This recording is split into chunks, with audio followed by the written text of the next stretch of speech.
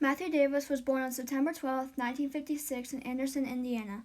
Mr. Davis went into the Navy and received his highest rank as a petty chief officer. He currently lives in Myerstown, Pennsylvania.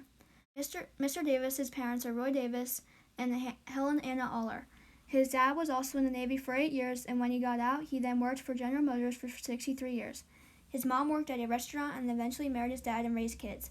Mr. Davis has 3 siblings. He has one sister who is now deceased, and he has 2 brothers.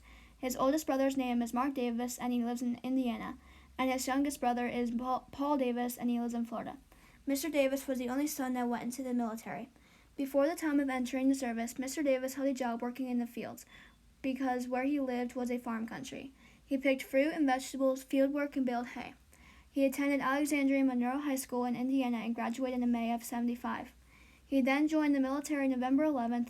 Mr. Davis was always pretty sure he wanted to go into the military when he was growing up because his dad was, and he seemed like it was a natural progression of things. He also had some friends from school that wanted to join, and so it was kind of a group thing to join. Another reason is because it offered him an opportunity to see the world and to get paid to get an education that he doesn't think he could have gotten anywhere else in the world. The first step to joining the military is basic training. Mr. Davis went to Great Lakes, Illinois for his basic training. He was taught basic seamanship, how to tie a knot, cleanliness, how to salute, how to march, and he also learned how to do the 64-count manual at arms. Mr. Davis had taken classes at Millington, Tennessee, and when he graduated, he was off to his first command in Jacksonville, Florida. His job in the Navy was an aviation electrician, but then eventually switched jobs to a Master at Arms, which is the Navy's law enforcement. He also received specialized training for the electrician rate, which taught him to work on electrical systems. After basic training, he went to Millington, Tennessee with the VP-16, which was a fixed-wing patrol in a submarine warfare squadron, and he hunted submarines. Then from there, he was deployed to Sicily for 6 months and then came back for a year. Mr. Davis then went to Iceland, where he made 3rd class and got transferred to VA-86 out at Cecil Field, Florida. From there, he aboard the USS Nimitz. Then when his time was up, he came back and then went back to Sicily and was stationed there for 2 years. Converted over to Master at Arms from the aviation rate, Mr. Davis went back to the States and went to the USS America, and he served on there for a year and a half as part of the brig staff, which was the ship's jail. From there, he went to Fort McClellan, Alabama, and did his official military police training at the academy. The academy was on an army base where tanks were built and rebuilt, so that was an interesting time for him. From there, he then went to Scotland and was stationed there for 4 years. He then came back and went to San Diego, California, and commissioned on the USS Rushmore, and that was his last ship. And from there, he went to Point Loma, California, to Fleet Combat Trading Command. That was his last place he served and retired from that point in July 2nd, 1997. Mr. Davis said that life on the ships were different. He was in a bay where he was crammed with a lot of people in these rooms, and they have close quarters. He said they are better than what they used to be.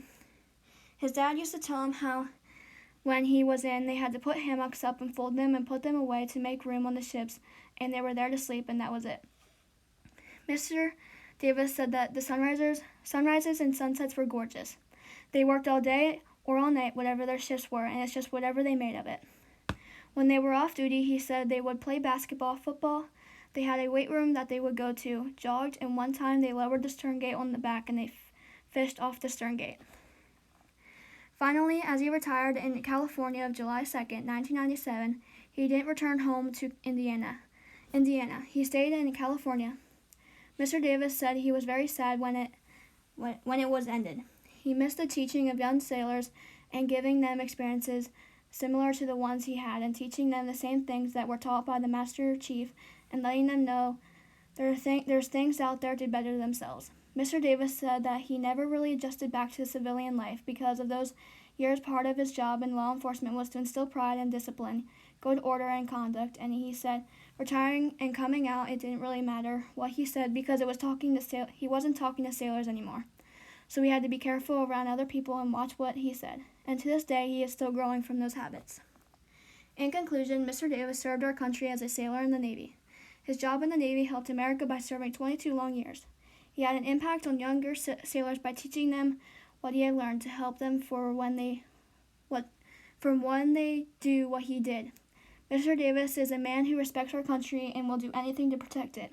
He loved what he did, and we thank our veteran for his time in the service for those 22 years.